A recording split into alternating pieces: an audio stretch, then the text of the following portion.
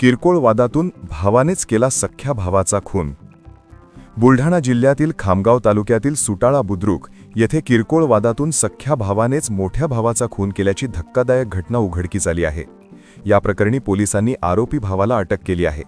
मिळालेल्या माहितीनुसार देवीदास महादेव गायकी वय 28 हा 5 मार्च रोजी दुपारी आपल्या मित्रासह दारू पिऊन घरी आला होता. त्यावेळी त्याचा लहान भाऊ मंगेश महादेव गायकी वय 25 याने मित्राला घरी जाण्यास सांगितल्याने दोघांमध्ये वाद झाला. रागाच्या भरात देवीदासने मंगेशच्या डोक्यात हातातील कडे मारले.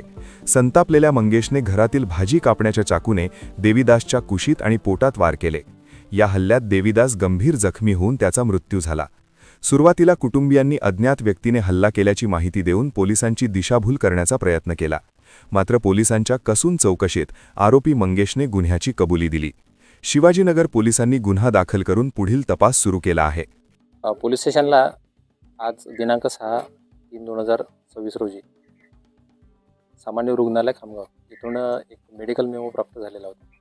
त्यामध्ये मृतक देवीदास गायकी यांच्या पोटावरती जखमा आढळल्या आहेत आणि ते मृत अवस्थेत नातेवाईकांनी आणलेलं आहे. याबद्दलची ती माहिती होती. मिळालेल्या माहितीवरून हॉस्पिटलला जाऊन या ठिकाणी मृतदेहाची पाहणी केली आणि जे सोबतचे नातेवाईक होते त्यांना विचारपूस केली आणि विचारपूस करून मृतकाची आई सौ ललिता महादेव गायकी यांनी जी तोंडी रिपोर्ट दिली त्यावरून मृतकाचा भाऊ मंगेश महादेव गायके याच्याविरुद्ध गुन्हा दाखल केलेला आहे.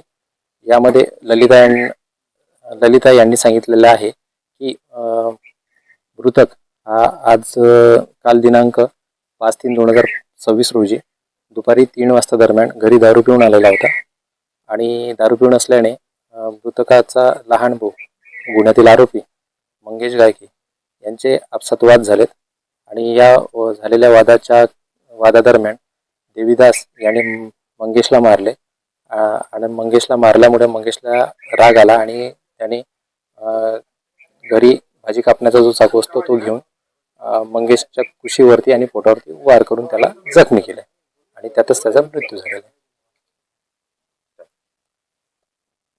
माहिती मिळाल्यानंतर घटनास्थळी येऊन घटनास्थळाची पाहणी केली आणि त्यानंतर आरोपीचा शोध घेऊन आरोपीला ताब्यात घेतलेला आहे आणि पुढील तपास माननीय पोलीस अधीक्षक साहेब निलेश तांबे साहेब, अपर पोलीस अधीक्षक श्री श्रेणिक लोढा साहेब आणि उपविभागीय पोलीस अधिकारी श्री पाटील साहेब यांच्या मार्गदर्शनाखाली आम्ही पुढील तपास करीत आहोत. आपला Vidarbha live bureau report, Buldhana.